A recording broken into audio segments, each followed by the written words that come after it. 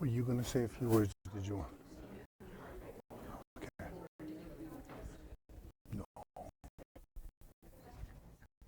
No, no. Just I thought in an email you said something.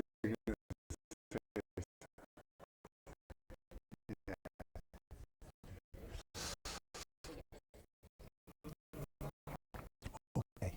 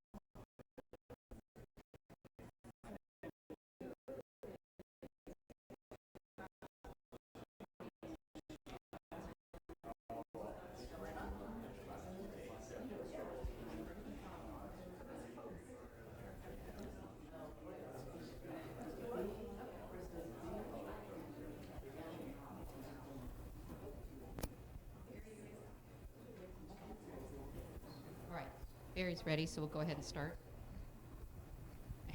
Welcome. Thank you so much for joining us today. My name is Megan Mulder.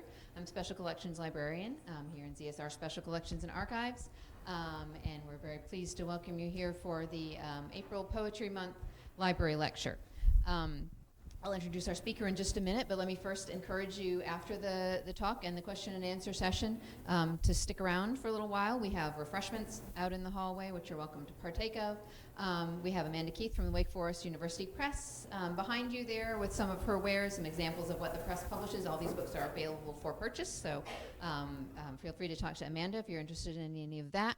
And we also have here in the Special Collections Reading Room our spring exhibit, which showcases some of the materials from our extensive collection of works by William Butler Yeats. It's a like I said, it's a terrific collection. Any school would be happy to have this collection, but Wake Forest is particularly meaningful because there's a really strong connection from Yeats and his press right on through to the Wake Forest University Press. Amanda actually has a helpful chart and map back there, which will detail that out for you. But as you see, if you look at the exhibit, Yeats published many of his books with the Dunedin Press, which was later renamed the Kula Press, which was a small press in Dublin run by his sisters. The Kula Press later was taken over by Yeats's two children, Michael and Anne, with help from printer Liam Miller. Eventually it became the Dolman Press, and Wake Forest holds the complete archives, which is an extensive collection of the Dolman Press records. When the Dolman Press ceased operation, one of the presses that picked up publishing of Irish poetry was the Wake Forest University Press, which is now the main publisher of contemporary Irish poetry in the United States. So there's a very strong connection of Irish poetry running through various parts of the things we have on exhibit today. So please take a chance to look at the exhibit. If you have any questions, let me know or let Jeff know. The one thing I do ask of you is we have some books actually out on exhibit, some things from Liam Miller's own collection. If you do get sticky eating cupcakes, if you would please just wash your hands before you actually pick up any book. Otherwise, you can feel free to look around. Thank you. Come right on in. There's plenty of space right here. No, that's fine. Just walk right on through. So most of you know our speaker, Jeff Holdridge, from the Wake Forest English Department. Jeff is a professor of English and also director of the Wake Forest University Press. He received his PhD from University College Dublin. He has taught and written extensively on Irish literature from the 18th century onward, with a concentration in Yeats and 20th century and contemporary poetry. So we are delighted that he's here today to talk kind of more in depth about some of the poems and some of the materials that we also have on exhibit. He'll give a brief presentation, and then there will be a chance to ask questions afterwards. So please join me in welcoming Jeff Holdridge.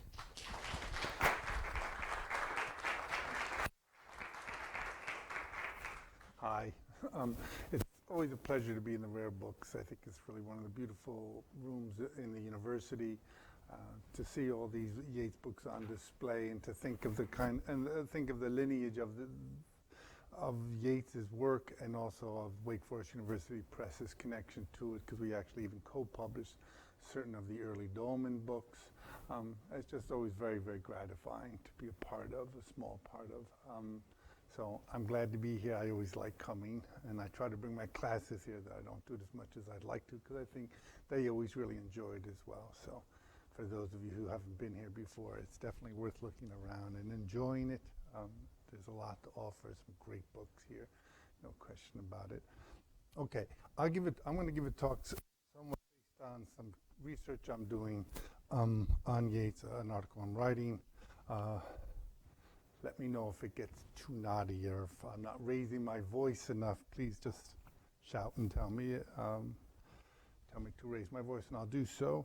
And forgive my nearsightedness. I need to with these glasses, and you're all blurry now, but maybe it's a good thing, like stage lights. 150th anniversary of Yeats, that's a striking thing to think of, and it made me, one of the things I'm trying to think about in Yeats's work is the way cataclysmic events shaped so much of what he was writing about, and his kind of meditation on those cataclysms, various ones. So I actually was thinking last night through some of a good way of thinking about his biography, to sort of introduce you to what I'm trying to do, which is more texturally based than it is biographically based. If you think about Yeats, he's born in 1865, so he's born 20 years after, approximately after the Great Famine. So he's grown up in a country that it was really devastated by the famine, remembering that Ireland lost nearly half of its population from the beginning of the 19th century to the end of it. It's the only country in Europe whose population is less than it was at the beginning of the 19th century, and it was up to 8 million at a certain point before the famine, and it's never regained that amount. So it's striking to think that. The famine is one thing that almost really no one ever writes well about in Ireland. There's been a number of books about how difficult it was for Irish authors to ever really capture that cataclysm, that great event. As a result of that, there was the Land League movement, and there was a lot of political unrest in Ireland. So Yeats is growing up as a boy in an era in which people, political activity is violent, is sectarian. And it's important to remember that Yeats, so famous as he is now for being a nationalist, was in fact raised in a good middle-class Irish Protestant family. The Sligo he was raised in was 95% or 75%, Protestant, and it's not anything like that now because there was a great migration of Protestants after independence in the 20s, away from Ireland, obviously. And so he grew up in a world that was really defined by its ascendancy politics. And the first song he ever learned was a Protestant fight song about going to fight the Catholics. So it's an interesting thing that even his poetry is shaped by this knowledge of division and warfare and social division and violence in particular. Violence becomes a real theme in his work.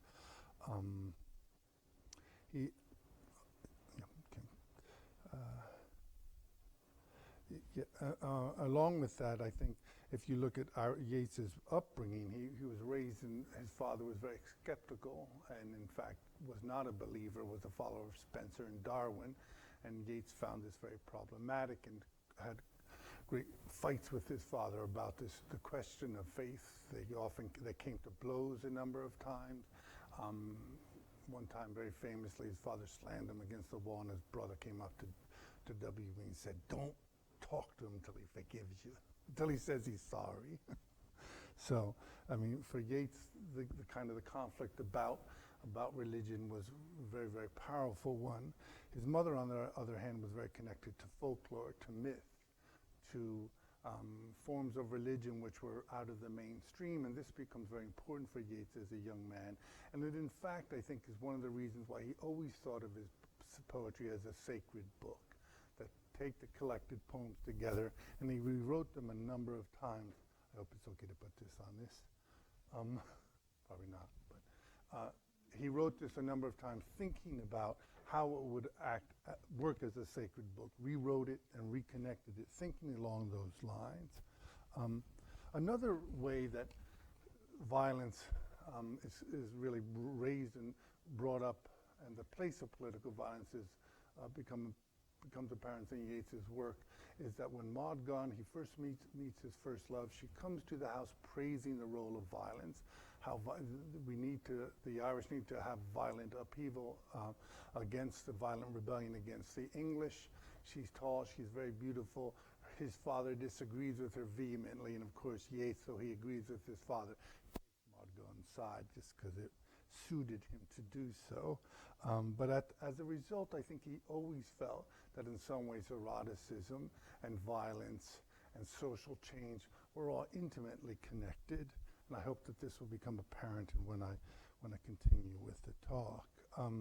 He actually says when Maud Gonne comes into his life, it was like a gong sounded through the room, and that gong becomes the gong tormented seas at the end of Byzantium, which has kind of religious connotations for Yeats. And I think Yeats, as a result, starts to think about the role of violence in the remaking of the self, in the remaking of the society, and in the really profound relationship with God And this is one of the things I'm going to be talking about, the notion of the inhuman, how the inhuman intervenes in human life and changes it dramatically. For Yeats, it's as simple in some ways as the notion of the kind of Christian Advent versus the pagan Advent. And Yeats separates it along the lines of Leda and the Swan and the Mother of God, this notion that when Christ is born, this is a transcendent image of Christ and of God. And when Leda is raped by Zeus and gives birth to Helen, this leads to the violence, but also of the Homeric epic, but also to the Greek culture that follows. He places this, and I'll get to this in more detail, he places this in terms of Greek history itself, in terms of Thermopylae and in terms of Salamis. Thermopylae being the defeat of the Greeks, Salamis by the Persians, Salamis the eventual defeat of the Persians by the Greeks. Yeats will see this in very much Irish terms as well. He'll see that Easter 1916, the terrible beauty is born, is in fact the remaking of identity along the lines of violence. And so Yeats is thinking, can you hear me? Okay, I'll try to. I know, I just don't have a loud voice. It's always been a problem. Is that mic? Would that be a problem? Okay, that's all fine. I don't mean this mic, I meant the mic you were using. So I'll make it even. Okay, how about is this better if I stand here? Okay, I'll do my best. So he thinks of the Irish political situation in similar terms. Of course, World War I, World War II, the Russian Revolution. Yeats comes to his full powers during a time of enormous upheaval in Europe and in Ireland, all intermirroring each other. For me, I think in terms of the role of the inhuman in his life, there are a number of manifestations. One is the divine, the role of the divine. One is the role of the animal, and one is the role of the unconscious. And the way the unconscious or desire or turbulent sexual instinct, as Yeats calls it, bubbles up and changes the way we look at the world. Of course, he's living in the age of Freud and Nietzsche, so this is very much on everybody's mind, the way these things have changed society. The two forms of the inhuman that I'm emphasizing, at least in terms of the divine, are the immanent and the transcendent. The notion that there's a transcendent, the relationship to the transcendent world through the divine intervention, and another level that the relationship is very much an immanent one. Yeats separates history into two sort of gyres, what he calls the antithetical and the primary. One is based on the immanent, and one is based on the transcendent. And hopefully this will become clear as I move along. Okay. Now I'll start reading. To W.B. Yeats, an inhuman force underlies all human endeavor and makes us puppets of its will, forces us to act as if, to paraphrase his poem, A Bronze Head, a sterner eye looked through our eye. Yeats's version of the inhuman is both recognizably divine and threatening. It is also a version of otherness, both ancient and modern, that challenges identity. It is God and thing in a way quite consistent with Lyotard's definition of the inhuman. At the start of the second of two technologically driven, inhuman, and sublimely destructive world wars, such a blending of God and thing defines Yeats's apocalyptic rough beast. This version of the divine embodies both God and thing, both transcendent force and unconscious instinct. Nature is Yeats's labyrinthine gospel, and he chooses the inhuman landscape of bare hills and stunted trees to be his matrix, where becoming is on the hunt for being. Yeats's feelings towards nature, particularly animals, displays a subtle understanding of the place of predation in nature, qualifying all attempts to view nature in simple ethical terms. Yet finally, all efforts and demands come down to scrutinizing the fall from grace, the mark of the beast, the founding murder.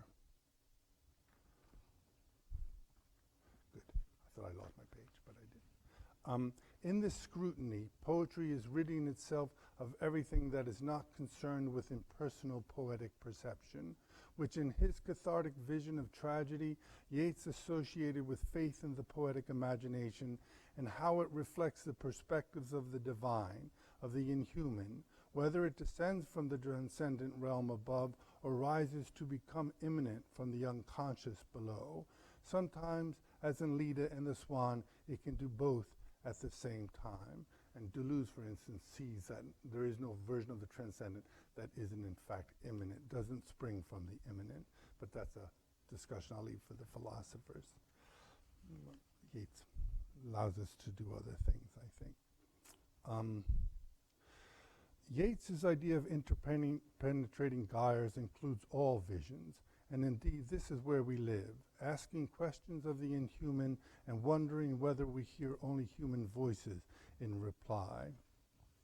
During the composition of The Wild Swans at Cool, Yeats conceives the gyres of a vision. The closing poems of the volume, from Ego Dominus Tuus until the end, are under the influence of this geometrical system of personal and cultural growth, of histories that turn on Advent and Revelation. The great link between the progress of civilization and individuals is made in this oft-quoted passage from a vision. A civilization is a struggle to keep self-control, and in this is like some great tragic person, some Niobe who must display an almost superhuman will, or the cry will not touch our sympathy. The loss of control over thought comes towards the end.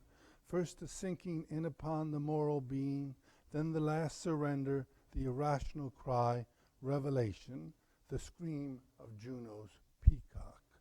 The passage depends upon the intervention of the inhuman to cure it of its tragic bereavement. Compare this figure of human suffering. Niobe loses all her children as punishment for saying she had more children than Leto, mother of Artemis and Apollo. Compare her struggling for self-control with Schiller's celebration of Juno's transcendent impassivity in his letters, in which he says that her look, that where she's her transcendent look, that she's above all suffering, is in fact a motive for us in our aesthetic contemplation, something we seek to achieve in aesthetic contemplation. One is an image of the individual who is like a character in a drama, wondering what she feels, how she should feel, while the other is beautiful and serene in the knowledge of a higher order of things. Yeats's historical system revolves around the ideas of self-control and self-awareness on the one hand, and self-transcendence on the other. Yeats is, of course, describing that moment when a primary civilization becomes an antithetical one, back in that description of Niobe. It is the moment of the rough beast of the second coming, which is the throes of our contemporary millennial age, and of Thermopylae and Salamis of ancient Greek. Yeats writes to his own age at the beginning of a vision. These are very infamous words, as you'll see. Dear predatory birds, prepare for war. Prepare your children and all that you can reach. For how can a nation or a kindred without war become that bright particular star of Shakespeare that lit the roads of boyhood? Test art, morality, custom thought by Thermopylae. Make rich and poor act so to one another that they can stand together there. Love war because of its horror, that belief may be changed, civilization renewed. If we follow the Shakespeare quote to its source, and all's well that ends well, again we notice the link between romantic love and war.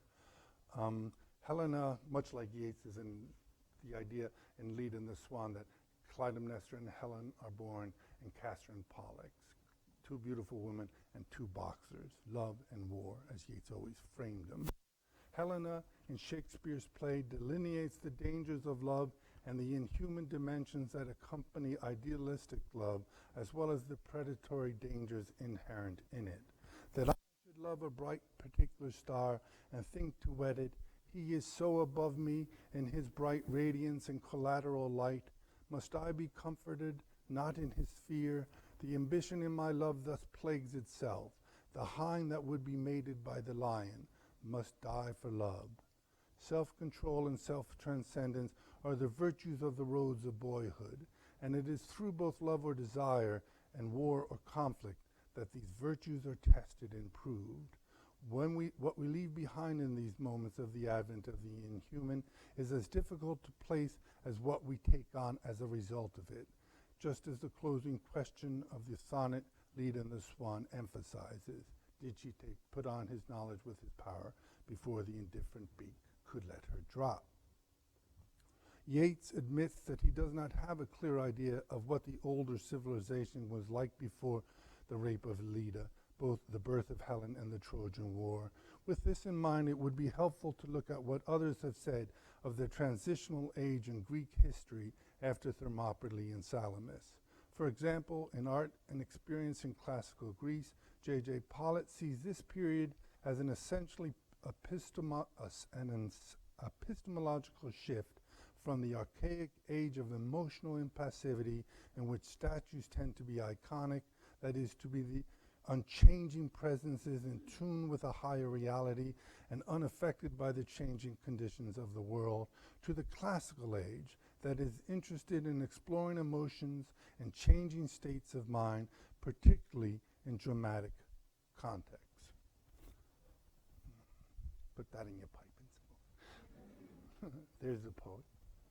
They're looking very poet-like. There's his tower.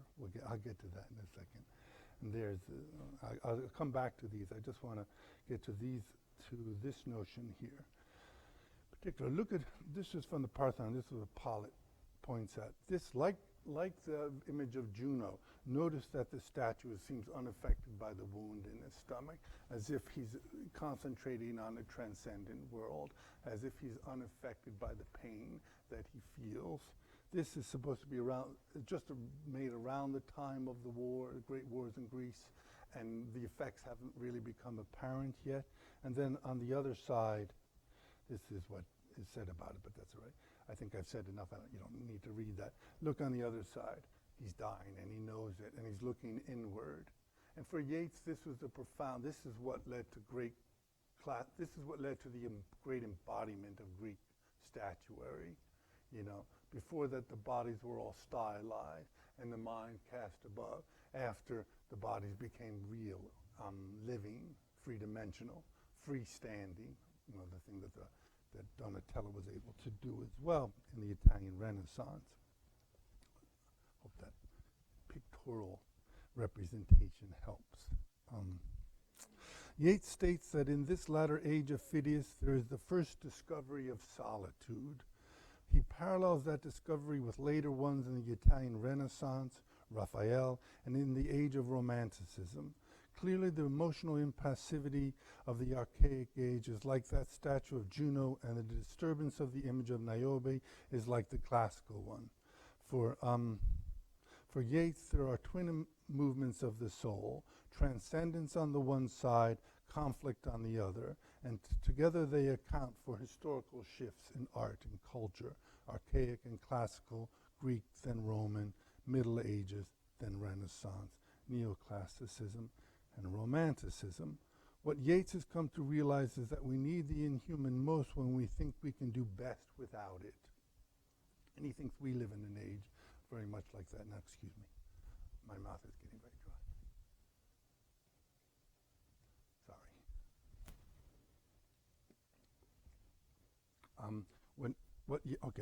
In Wheels and Butterflies, Yeats writes, science has driven out the legends, stories, superstitions that protected the immature and the ignorant with symbol. In other words, it has driven out the comfort of the inhuman. He believed that the scientific dispensation would not last, and that nature and the inhuman would prove its end. This is unpublished poem from his memoirs. Move upon Newton's town, the town of Hobbes and of Locke. Pine, spruce come down, cliff, ravine, rock. What can disturb the corn? What make it shudder and bend? The rose brings her thorn, the absolute walks behind. Yeats believed that science, conceived in the 17th and debated in the 18th century, now understood this. Quote, Yet it may be that our science, our modern philosophy, keeps a subconscious knowledge that their raft, roped together at the end of the 17th century, must part and abandon us to the storm. That all it can do is, after a steady scrutiny, to prove the poverty of the human intellect, that we are lost amid alien intellects, near but incomprehensible, more incomprehensible than the most distant stars. Those alien intellects are connected to the uncanny encounter with nature, whether subconscious or external. They are, quote, the monstrous familiar images that swim to the mind's eye. That's quoting from Meditations in Time of Civil War. Like God, nature has lost its separateness as a category beyond our comprehension and control. If the ancients looked for comforting patterns in the constellations because they were surrounded by wild and hostile nature, then we, surrounded by domesticated nature, must look beyond those anthropomorphic patterns. The comfort we need, as Bill McGibbon concludes, is inhuman. Yeats's awareness of the need for the comfort of the inhuman provided the basis for his writing of A Vision. Besides the personal implications of the beginning of that book, that his newlywed and yet neglected young wife faked the automatic voices in order to obtain the comfort of his attention, because he wasn't going to bed with her. There is the overarching idea behind the book itself. He writes, "We desire belief and lack it. Belief comes from shock and is not desired. Belief is constantly renewed in the ordeal of death. The latter ordeal is an encounter with the inhuman." In A Vision, Yeats has erected a complicated geometrical system meant to show how lyric moments illuminate the sexual religious basis of psychological or historical change. It is not surprising that the writing from which this book was conceived was also intimately connected to improving Yeats's sexual life with his medium, his young wife, George. Following Nietzsche's idea of the Apollonian Dionysian, Yeats believes in two realities that are constantly interlocked, the antithetical subjective one and the primary objective one. They are interpenetrating, although one or another is usually dominant. When any type of balance is achieved, civilization reaches its apogee, as for example in Byzantium, when Christ is represented in the pose of Zeus, and thus primary love also expresses antithetical power. There we go. That's the image of, because it's like Zeus sitting on his throne. Now I've lost my, there it is. Or in the great year of the ancients, for that matter, balancing Christ and Caesar. Yeats thought it was remarkable, of course, that these two figures, one so antithetical, one so primary, were in fact mere images, both dying in the Ides of March and so forth. There are moments in history when the gyres turn and one dispensation gives way to another. The most famous Yeatsian example of this transformation are first when Leda is impregnated by the swan and gives birth to Helen, Clytemnestra, Castor, and Pollux, thereby creating the age of a Greek antithetical subjective culture, and second when the Virgin Mary is impregnated by the dove, the Holy Ghost, gives birth to Jesus, and so creates a primary objective age. The privileged figure in this subject-object relationship is the sexual one. Yeats schematically renders the difference between these two dispensations thus. The primary dispensation looks beyond itself towards a transcendent power. It is dogmatic, leveling, unifying, feminine, humane, peace its means and end. Its characteristics are necessity, truth, goodness, mechanism, science, democracy, abstraction, and peace. The antithetical dispensation obeys immanent power. It is expressive, hierarchical, multiple, masculine, harsh, surgical. Its characteristics are freedom, fiction, evil, kindred, art, aristocracy, and war. As regards our present sense of historical change and millennialism, Yeats thinks that the swan will begin a new antithetical age, hence the rough beast. The last chapter of A Vision is in fact called Dove or Swan, and essentially he says swan.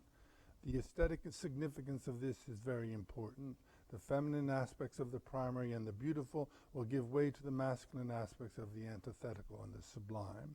And so Yeats invokes his readers to love war because of its horror, that belief may be changed, civilization renewed. He describes the change in terms that have deep implications for the relationship between morality and aesthetics, as well as between civil and natural law. In A Vision, he writes of the coming of the rough beast. When the old primary becomes the new antithetical, the old realization of an objective moral law is changed into a subconscious turbulent instinct. The world of rigid custom and law is broken up by the, quote, uncontrollable mystery on the bestial floor.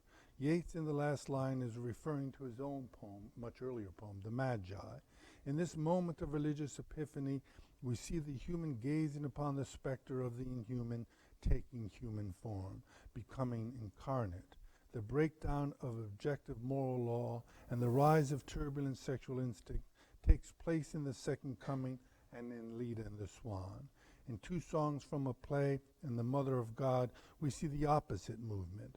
When the old antithetical becomes the new primary, moral feeling is changed into an organization of experience which must in its turn seek a unity, the whole of experience. Christ comes in pity for man's darkening thought, as Two Songs from a Play describes the Advent. Morality comes again to give shape to sexual instinct. Eros is given a definitively religious dimension. In such a morally ambivalent but powerful place, it is the aesthetic reflection that proves most useful. There is in both turnings of the gyres what Nietzsche sees as the possibility that the peculiar sweetness and plenitude which is characteristic of the aesthetic condition might have its origin in precisely the ingredient sensuality. The interlocking gyres show how Yeats eroticizes the idea of the divine. The traditional gendering of the beautiful and the sublime is thereby subsumed through an ecstatic vision that may momentarily heal the subject-object divide in human consciousness. Or as Yeats describes it somewhat less optimistically, life is an endeavor made vain by the foresails to come to a double contemplation, that of the chosen image and that of the fated image. There are no two volumes in Yeats's career that constitute the essential statement of his vision, and with it the place of the inhuman, as The Tower, 1928, and The Winding Stair and Other Poems, 1933. The former is generally a portrayal of the antithetical forces, and the latter one of the primary. And the two volumes interpenetrate in their conceptual framework as much as Yeats's dispensations do in history. They correspond in theme and form so much as to make them function as a single volume, or an image of thought being hammered into unity. One has only to look at T. Sturge Moore's contemporaneous design for each volume to see the emblem of this interaction. Okay. There's the tower, and you see the double reflection. Yeats is always thinking in doubles. It's just his dialectical mind. And there's the stream that flows, the Clune that flows below the bridge. Yeats lived in that tower for a number of years. It was very damp and cold, and everybody hated it, but he liked it. And there's the winding stair. Oh, I'm supposed to use my thing. There's the winding stair. And there you see the tower, but now it's been cut away to reveal the stair climbing up. So Yeats is thinking about how interconnected these two volumes are. As many critics have noted, the mirroring and the interlocking is made more than abundantly clear in the poems themselves. Just for a few examples, The Tower ends with a sequence of poems, a man young and old, The Winding Stair with a woman young and old. The former's poems of the role of masculine or antithetical violence, do you take away our violence with our bitterness? Do you take away our greatness with our violence? Yeats asks about violent, bitter men who build these great houses and conquer peoples historically. But he counters that with meditation in The Winding Stair on what he calls Lady Gregory's powerful character. They came like swallows, and like swallows went, yet a woman's powerful character could keep a swallow to its first intent, all found certainty there upon the dreaming air. I misquoted the last sentence a little bit. These tensions, those two poems are meant to, in some ways, counterpose each other. And I'll show you something, if I can, just to give you a sense of how sailing to Byzantium. Oh, I used my little thing again. Then the tower, a dialogue of self. And so this is very much about the poem, not the volume, very much about the inner life and its historical relevance. This, a dialogue between the immanent self and the transcendent soul, really. Keep it in my terms, it's more than that. But just since that's what I'm talking about, it would make sense. Then you see like violence in history in these two poems. And then you say women, culture, and art in these two poems. And they're really set up to speak to one another. You have two songs from a play which comes in a tower, but speaks to the change from Dionysus to Christ. So in some ways it moves. And then here's some other poems that move along. Sorry, I cut out something. I'm not so good at PowerPoint. Okay, I don't have too much more to go, so suffer with me a little bit more.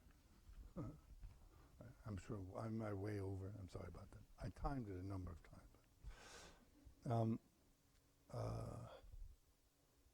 Okay, the comparison most germane to this discussion is that between Leda and the Swan and the Mother of God, with two songs from a play concerned with the heart of Dionysus becoming the sacred heart of Jesus, providing the bridge. In both poems we see a thought, the conceptual paradigmatic shift of a new age become an experience, the rape of Leda, the Annunciation to Mary, which accords with both Yeats's and Freud's conception of dream. That Leda was once titled, the poem was once titled Annunciation, is in an early version, emphasizes the direct connection between these two poems. Both are visions of the inhuman, of the unconscious as object of the gaze. Mary thinking about Christ's birth and life, Leda looking and being looked at. For if there's no unconscious to cite Freud, there can be no opposition between nature and culture. And thus these poems, especially Leda, are about many things, but they're particularly about that distinction. How is Leda to resist? Because she cannot, and in this age I think she is the figure for human suffering, which we dissociate ourselves from only at the loss of our humanity. She becomes the basis of future resistance that will define the human against this inhuman force. And a thought I take from Rancière when he talks about the inhuman as an image, using that image of Juno from Schiller, that transcendent image, as something to aspire to give us political power. This status results from her trauma, as the trauma of defeat at the hands of the Persians led to the flowering of Greek culture. Mary, on the one hand, keeps her subjectivity intact, for if Leda's story is told in third person, Mary's is in the first, the lyric I. What Mary suffers in purest Christian sympathy is the future passion of her son crossing the inhuman threshold as the immanent Jesus becomes the transcendent Christ. These are just the most significant of Advents, but not the only ones. There is the close of the tower, where the death of human presence, every brilliant eye that made a catch in the breath, becomes the inhuman voice of the bird among the deepening shades of death. The bird can be said to be symbol of transmigration from one world to the next, and the first step from the human to the inhuman otherness of God. There is the demonic rage, the divine spark that illuminates the mind in part 2, My House of Meditations. There is the peacock scream in part 3 of the same poem. In terms of the Advent Leda knew, these are the monstrous familiar images of the unconscious rising to the mind's eye, while in terms of Mary, or the ecstasy of the saints, they are the ladies on the back of the unicorns whose hearts are full of their own sweetness and bodies of their loveliness. These are merely exemplary, but show how Yeats' system gave him metaphors for his poetry, as he famously said it would. What unites many of them is the double vision of antithetical and primary, immanent and transcendent revelations. The close of two songs from a play captures the unconscious source. Whatever flames upon the night, man's own resonance heart has fed. In terms of the unconscious, a comparison of the last poem of the Tower from Oedipus a colonist, and from the Antigone, the last poem of The Winding Stair, presents a complex web of sexual entanglement, of the taboos and affections that trouble and enrich us throughout our lives. There is something foundational here, as though we uncovered the original root of all human consciousness, the universal guilt we feel at the thunder in the skies. This unveiling of the unitary origin of thought returns us to Vico's notion of the age of giants, an unbridled appetite before the thundering heavens woke them to guilt and consciousness. Yeats himself emphasizes the unitary nature of this preconscious state. Things that are of one kind are unconscious, which to him is an ideal or supernatural incarnation. We return to the idea that in our finite particularity, we discover the reasons for the fall and reinstitute our guilt. How long have I gone? I have 2 more pages. Am I just crushing you? I mean, you want me to stop? Because that wouldn't be a terrible place.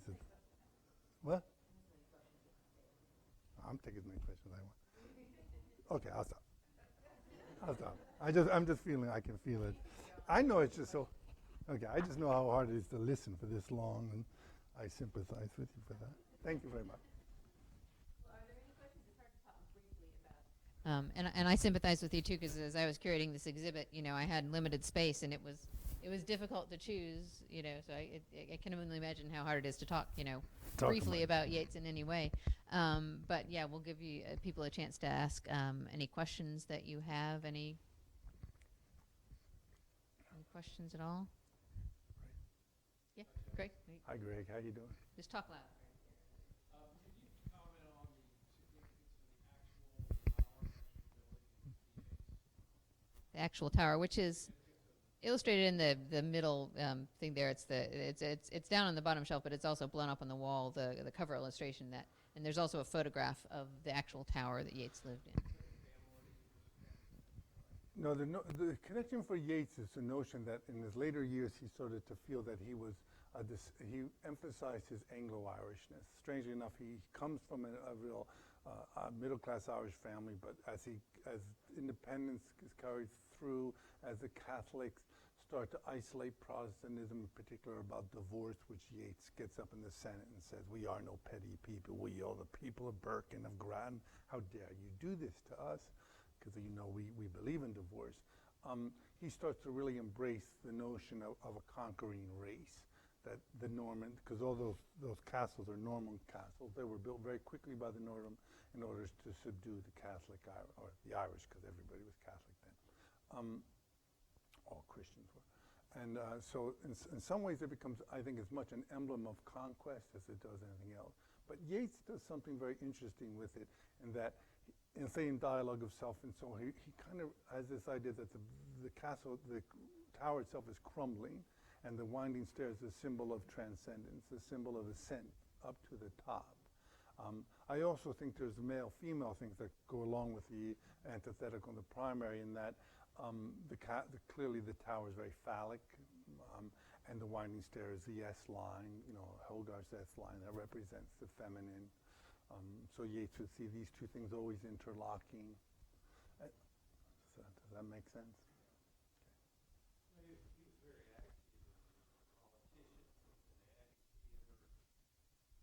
many other things, his gloves. Talk a little bit about his personality and your impression. I always worry about that, because I wonder if I would have liked him. And I like his poetry so much. I wonder, because he could be so haughty, at times. Some of that was defensive. I don't know. So it's sort of, or does one really know? I mean, I met his son once, and his son, who was in his 70s at the time, and looked so like him. It's staggering. It just took the knees out from under you, because you felt like, and for me, it was something. There he is, I know. He would believe that too. He believed in seances, he believed in spirits. He would have been all over that, definitely. I'm going to pretend it has nothing to do with it, because I don't believe in those things, even though I probably should in order to understand Yeats better. the son and the daughter felt, and I met his daughter once before she passed away, just felt he didn't notice them.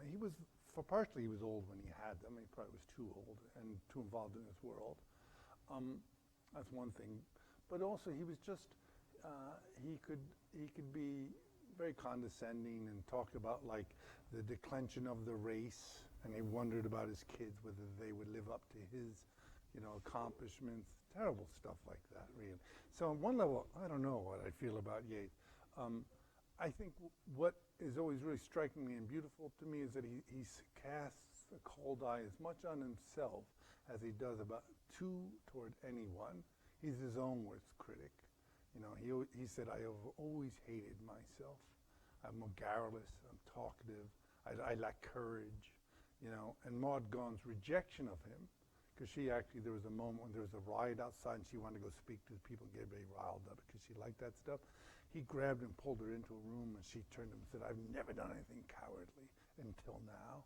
And he was crushed, And then she married a soldier, and he was a poet. And so this is something, and he constantly will look at himself in very harsh, critical terms. And I think I come back to him as much for that sort of unflinching eye that he casts on his own work. And his poetry is very much about remaking himself, that the act of art, the artistic creation is in fact a remaking of the self.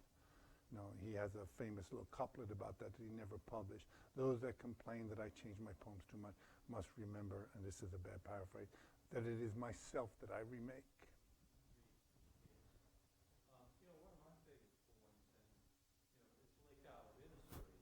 So I associate you with several poems of that nature. When you were old, by the fireplace. Those are the poems I associate. I love those. In fact, as I read this to my wife to get prepared, she read me that poem. I thought, now my whole paper sounds like a bunch of crap. Thanks a lot for reading, because it's so simple and so beautiful, and I feel like, geez, I'm making a mountain out of a molehill. And actually, if you look at Yeats, you can say things so simply, and I'm concentrating on the complicated stuff. I agree with you. Those are beautiful. He hated Lake Isle of Industry. He resented that he had to read it at every reading he went to. He did, and though he admits it's the first poem he ever found his own music in. That's the one we have him reading too, famously, I will arise and go, no, go, But he had a real, he felt that his early poetry, very much, and this is again his personal remaking of the self, and he has the politics of gender politics, a lot of modernists, where there's a kind of real attempt to subdue the female in himself, hysterica passio, as he uses the famous line from King Lear. But he always said, my early poems are all dreams and gentleness. They were the cry of the heart against necessity, poems of longing and complaint. I must put more salt in my verse. And he made a real attempt to do that. I think he betters it in some ways, but he loses some of that really beautiful misty quality of those early poems that you love for their escapism, for their romanticism, I think. I like them all. But.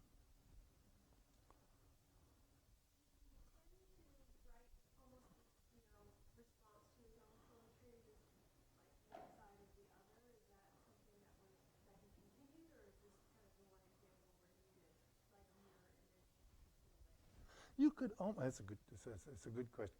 You could almost see that he was starting to do that. See, The Wild Swans Are Cool is very much an image. There's a lot of poems about the women in his life.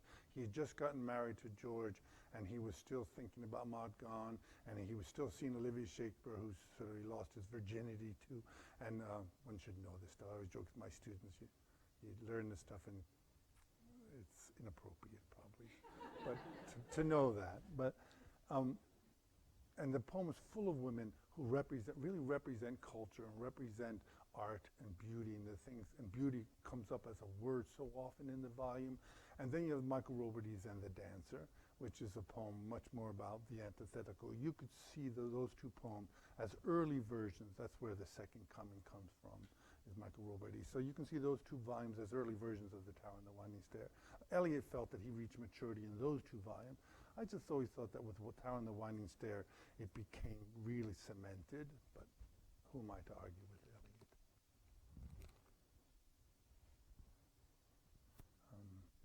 Well, And I have one question Sure, while I've got you here. One thing that I really noticed, I mean, it's obvious from your paper and your study that Yeats was a really, obviously a very meticulous craftsman when it came to his poetry and its structure. One thing that I, was kind of reinforced as I was doing this exhibit was that he was also very equally meticulous about the visual aspects of his book and the design, everything from the type to the paper to the, cover designs. There's correspondence, and he objects to things, very tiny details. Can you talk at all about that aspect of his, his relationship, kind of the visual aspects of the Irish Renaissance, and why that was very important to him? no, and I also think, again, it's one of, like the early poems, you think he was so practical. I mean, he made this idea that like practicality was something common people did. But in fact, Maud Gonne once lived in his house in Dublin, and he made sure she paid rent. I mean, he needed the money, and he, as much as he loved her, it was it. He was going to get some money. So, and he could be very, very practical. And part of this, I think, was running the theater, that he had a practical mind, even though he denigrated it. And also, it was also the ability, I think, remember, he went to painting school. He didn't go to university. He didn't finish painting school, but he never went to university. His formal education was patchy at best. He was a poor student. Some people say dyslexic, because his spelling is atrocious. His spelling is atrocious. My favorite example for Rhapsody is Wrapsedy. I mean, how he came out with it. I mean, that's extraordinary. I mean, I don't know how that in itself is sort of a feat. But I think the reason he could care so much about objects is because he was raised in a family where the visual arts. His father was very, very detailed and took years and years to finish paintings. And I think he got that from him. He got it from William Morris. These are people who came through his house. So he was very aware of the arts movement connected to Ruskin and Morris, and later to Wilde to a degree. And so, does that answer your question? How about his political career? I always see he was shifting and able to change many things. And talk a little about the politics, how he got involved in that. How he got involved in politics? Yeah, his development. Well, partly just growing up in the age he grew up in. Like there was a political movement. It was very powerful. He lamented Parnell's death. He saw that Parnell's death actually left a big gaping hole in Irish cultural life, and that it was filled with a sort of kind of vulgarity. And again, this comes from a certain kind of Protestant sense of taste that Catholics don't have taste, Protestants do. None of this I embrace, but I'm just saying this is what Yeats would think. And so his politics were always kind of tricky to pin down. One thing he really felt, though, and this he always argued with Maud Gonne and others who were much more nationalist in temperament, or put it this way, much more sort of dogmatically nationalist in temperament, he always felt that politics should not be subjugated to art, that good art will make good politics. Now, whether that problem with that, of course, in later readings of it is that's what leads to some of his love of fascism, that like the mixing of aesthetics and politics, as Benjamin tells us, is a very dangerous brew, and Yeats, in fact, embraces that. Makes sense when he's young, in the face of really these bad poems about Ireland that he's trying to fight against. Well, in later years, in the 20s and 30s, when he starts to be drawn towards the blue shirts, the fascist movement in Ireland, and Mussolini in particular, not so good. There's a lot to say. His politics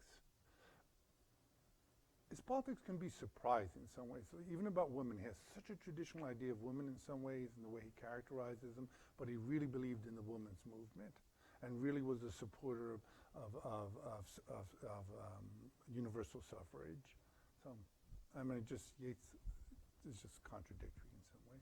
But even in terms of politics, he could say great things like capitalism leaves the peasant at he said the French Revolution left the peasant at the mercy of the capitalist, and he'd be very anti-capitalist. But Eliot was too, and a lot of people who went to the right instead of going somewhere to left of center or right of center, which you have. They went swung to the right, the way many swung to the left. Does that answer your question? If you haven't. Something to think about. So for viewing history as the guiders, so seeing it as like this different arc, did Yeats ever see other cultures besides just Western European culture, and how He kind of felt, he would pretty much concentrated on Western culture in terms of his writing, but in terms of his interests, not at all. He translated the Upanishads supposedly not very well. He worked with, and I wouldn't know enough to comment on it, but he also was a great supporter, along with Pound, of Rabindranath Tagore, an Indian poet who came over. He was very much a supporter of Indian, as in the subcontinent, Indian nationalism, separating from England.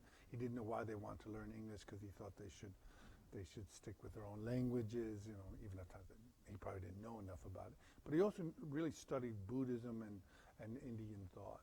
And it comes up a lot in his work, and much has been written about him. So yes, definitely. You know. But I think in terms of what I was talking about, he always had this idea, when the West falls, the East rises.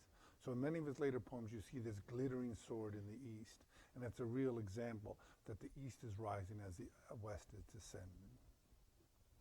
You know, he liked Spengler. Once he wrote a vision, Spengler wrote, you know, The Decline and Fall, and he saw certain kind of repetitions in the work that he thought was fascinating. Well, I'm going to cut up just now because we're at an hour, and I know some people will need to leave, but I'm sure Jeff will be happy to continue to roll it up here, and please take a look at all the stuff, have snacks, and join me in thanking Jeff for being with us today. You're welcome. Thanks for listening. I appreciate it.